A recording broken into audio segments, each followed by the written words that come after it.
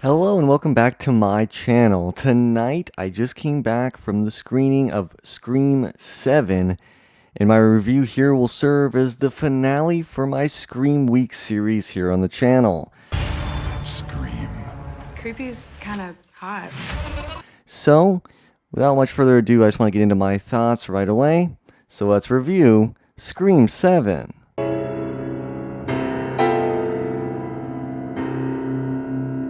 So I came into the movie with a very sort of tempered expectations, right?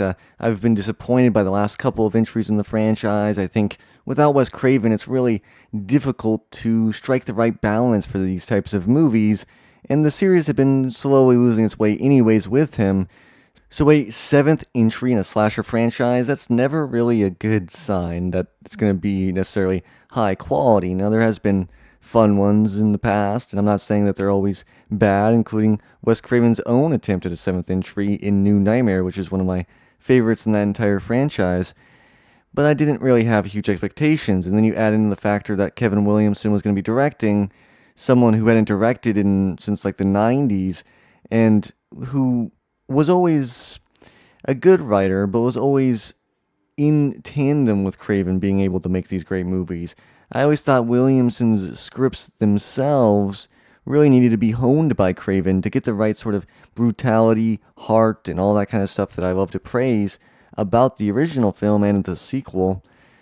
And I think Williamson had a little bit sillier instincts, or that's what I thought. But then going into this, I think that this was a movie that struck a pretty good balance, to be honest. And it is a lot better, in my opinion, than Scream 6 was, and it's better than Scream 5 as well. In my opinion, it's a decent, pretty good slasher film. It's a good entry in the series, but there is some significant problems as well that need to be addressed. With everything surrounding it, I think they did a pretty good job of making a decent entry in a slasher franchise that is so beloved. Now, of course, I'm someone who didn't really like Scream 6 or the direction in general that the series was going, so I was looking forward to a reset. But honestly, this film doesn't really feel like it is necessarily in the vein of those original Williamson or Craven movies, but instead feels like a modern sort of legacy sequel, like a Final Destination Bloodlines, like Saw X, like a number of different horror films, Insidious, The Red Door. These more very kind of recent trend of horror films within franchises that lean on being almost like dramas, like a drama film with horror elements dashed in, where you really do lean on these legacy characters and then a sprinkling of new, fresh faces. Something like Insidious Red Door, of course, had the returning characters Patrick Wilson and Rose Byrne, but then it also had a new lead and a new generation of sort of family members dealing with this weird curse that's going on. And that was a film I kind of enjoyed against some of the other reviews, but it was definitely a deeply flawed film, and I think this one's kind of in that same vein, but maybe a little bit better than Insidious, The Red Door. This is a movie with some really brutal kills. I think the effects were really cool in a lot of moments. The opening was okay. It definitely wasn't one of the better cold openings for the franchise, but it was fine. I think that doesn't feel like a Scream film. It feels like kind of a generic horror film that's just using Neve Campbell and these returning characters as nostalgia bait, which I think is something they even reference in the movie. But I don't think Kevin Williamson understands that just because you reference something in a movie doesn't automatically absolve you of committing that same sin.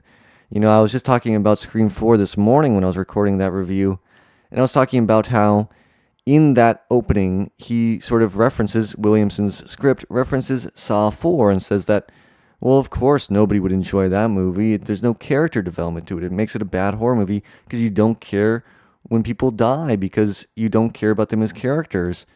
But you don't give a shit who dies because there's no character development. There's just body parts ripping and blood spewing. Ugh. Who do you keep But guess what, Williamson? You were doing the same thing in that movie, and in this movie to an even greater extent. It doesn't absolve you. It doesn't absolve you to just say, oh, it's nostalgia bait. That's why they're bringing back Neve Campbell. Because guess what? That's what you're doing because you don't have any new ideas. And look, I think the story they told was about as best as you could do because really, her story has been told to death. There's nowhere fresh to go with it. The fact that it was leaning on this drama and the mother-daughter relationship, I think, was a nice, touching sort of way of approaching it. But I think the horror elements were a mixed bag, and I think that we do care about Tatum, the daughter, but we don't care about any of her friends, and we only kind of think of them as suspects, and their deaths are really just cheap, quick, with cool effects for sure, but cheap, quick deaths of people we don't care about, used to sort of up the bloodbath factor, like, oh, that's a cool kill. Like, let's get this kill count moved up. I don't think that is a really sort of respectful way of doing a horror film, especially one with the lineage of Scream. I think that if you're going to do it, you should make us care about the characters. But it's difficult when you're trying to both juggle having legacy characters and these new batch of teens that you have to introduce to us, and making it all fit within a decent runtime. It just doesn't work, and I think this was part of the problem in Scream 4 and some of the others, is once you moved away from just following our sort of main lead legacy characters that were in the first three together and had that sort of compact trilogy, now it's just this weird trying to mix and match this sort of characters that don't really fit well together, and now you have them from all sorts of different timelines, and they're all trying to come together, and it doesn't work. You have the characters from Scream 5 and 6, you have them from the original trilogy, you have them from these new ones that have just been introduced, you have a bunch of random side characters that are just obviously just there because, oh, they could be the killer, and I'll get into the killer reveal later and how much I did not like it. But just in general, they were throwing too many people at you and not being able to develop them in any way. And I do think the performances were fine by the young actors and actresses, but it just didn't really matter because they didn't have the time to develop. They spent all their character development time with Sydney and her daughter, and so that relationship had some sort of, I don't know, realism or weight to it. So when they were experiencing things, at least you cared about that. But I didn't care about anybody else dying. I didn't care about the cold opening, where you do really care about Drew Barrymore, and then, Jada Pinkett, you care about more than you care about these characters, and each cold open successively has just gotten us to care less and less about these characters, and it's just served to be like some random set piece that doesn't even really have much to do with the rest of the film, and I think that's just a stupid trend that needs to stop. Maybe just don't even do a cold opening next time. Maybe try something different and fresh and unique. So there's a lot of frustrations with this movie, but there is some good elements too. Like I said, brutal kills. Williamson really delivers on that. There is some really good sequences and set pieces of sort of stalk and chase and fighting back against Ghostface. So that's good, right? There is an awesome introduction of Gale Weathers' character in this that is part of kind of going against your expectations when they kill off one of the Ghostfaces early in the movie, and I think that was a smart decision, because when I was watching, I was thinking, no way does this character survive, and I was getting so tired of Ghostface always surviving every interaction, even when he's going against people that, like, Ghostface shouldn't just be able to destroy everybody, no matter what. Like, there should be people that can kill Ghostface, and this happens. But then, of course, it's just sort of like a red herring anyways, but whatever. At least you did something unexpected and try to do something different and fresh and give us something we haven't seen before. So I do appreciate that. I also think Neve Campbell gives a really good performance. I think Courtney Cox gives a good performance. I think Matthew Lillard in his little small role gave a fun performance, and I loved seeing Lillard back up on the big screen in a Scream film. I thought that was awesome. The way it was incorporated was maybe stupid, especially in the sort of reveal in the end. But I did like seeing his face up there. There was also some funny moments to the movie, but there wasn't really that much meta sort of self-aware commentary.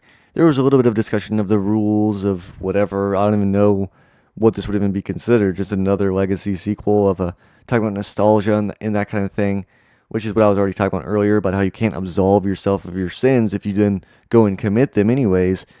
I think Williamson just thought because he did the things he was already pointing out in Scream 1 that sort of gives him cover. But the thing is, you can't just critique your own movie, then give in to those critiques. Because the problem with Scream 1, or the thing with Scream 1 was they were pointing stuff out, but it wasn't necessarily inherently bad. It was just sort of facts of what happens when you watch a horror movie. But then it became so meta about the movies themselves and about life being a big movie, even more so than it was in the original. And so then you just get this really dumb way of dealing with sort of the meta conversations. And so there is a little bit of that here, but for the most part, it's really not reflecting the genre in any serious way. There isn't any real conversation with horror at all, other than it just feeling like your standard sort of trauma obsessed legacy sequel. And they do reference Halloween with Jamie Lee Curtis, of course. And that is another sort of drawing point, obviously, because Neve Campbell is getting put through hell just like Jamie Lee Curtis has for so many entries in that series. I think Williamson did show some directing chops, but I also think he showed some serious flaws as well. I think sometimes the pacing just did not work and it was too slow.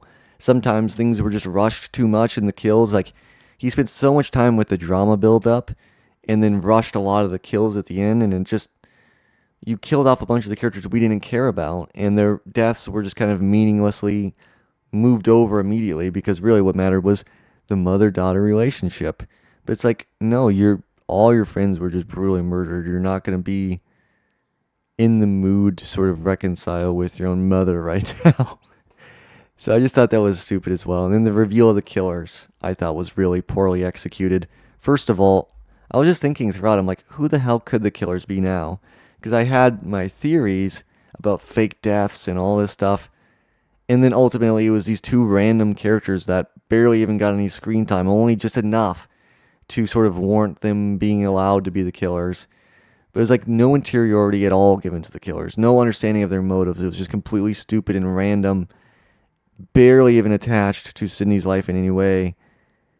And just, like I said, no reasoning. And the motive doesn't like recontextualize anything that was going on. And if I rewatch it, I'm not going to even give a shit about the killers. Though I was suspicious of one guy, the way he was acting. Like the guy that worked at the psych ward when he was talking about, oh yeah, I know Stu Macher. Like, no. No, you don't. I never bought the Stu Macher thing for a second. I did appreciate them using him and using sort of AI in the way they did. I thought that was clever. But I never really thought that Stu Macher was the killer. I knew he was dead, but it was kind of, I guess that was their one way of sort of having a conversation with the fans. Like, because of that fan theory, they kind of turned that into a theory within the sort of meta in-universe thing. So that was one kind of meta conversation going on. And they did reference the fact that he was a sort of extra in Scream 2, and I thought that was clever and fun. But obviously they weren't going to go there. This wasn't going to be Saw 3D, where they take a fan theory and just desperately decide that's going to be sort of our twist at the finale. They were smart enough to not... They respected our intelligence enough to not just feed us that crap, which I respect Williamson for not going in the direction of saying Stu Macher was alive.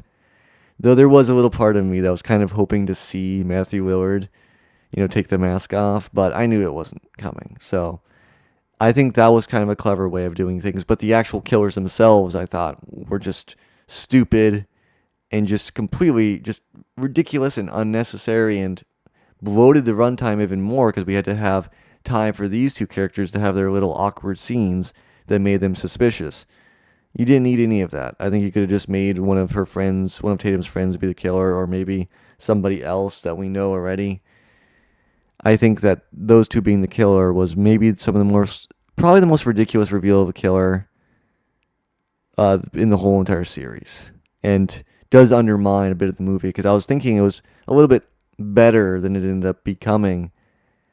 That ending really kind of undermines a lot of it. But I do still think it's an pretty good horror movie with some deep flaws, and definitely any sort of like a heavy amount of caveats to any sort of recommendation I would give, which is that go in expecting it to kind of not be that great of a movie, but one that has some really good performances, has some really good kills, has some really good moments and flashes of brilliance, and enough sort of good writing and drama to make you invested in at least some of the characters, while also falling into so many pitfalls that the franchise has continually fallen into, just stepping on one rake after another. I think at some point I wish they tried something different. It was obvious that our two returning characters from 5 and 6, they weren't dying. It was the most superficial wounds ever. They're basically invincible. They've become parodies of themselves. I don't really like their incorporation in this movie at all. I think it would have been better if they just didn't even come back at all. And it was just wasting screen time once again. And then they rehashed things they already did in Scream 5. Why? But I think that is really one of my major critiques of this movie, is that it's juggling so many different timelines within the franchise. It's become too convoluted, while at the same time not tying it together in any convincing way, and not bringing all these, not even attempting to converge them in some sort of satisfying way, just sort of throwing them out there just to throw it out there just because, oh, the fans expect this person to be here, this person to be here. They expect things like this to happen. And I do think that there is a core in this movie that is solid, that is well done. And then there's just these little things that just keep sort of undermining it left and right.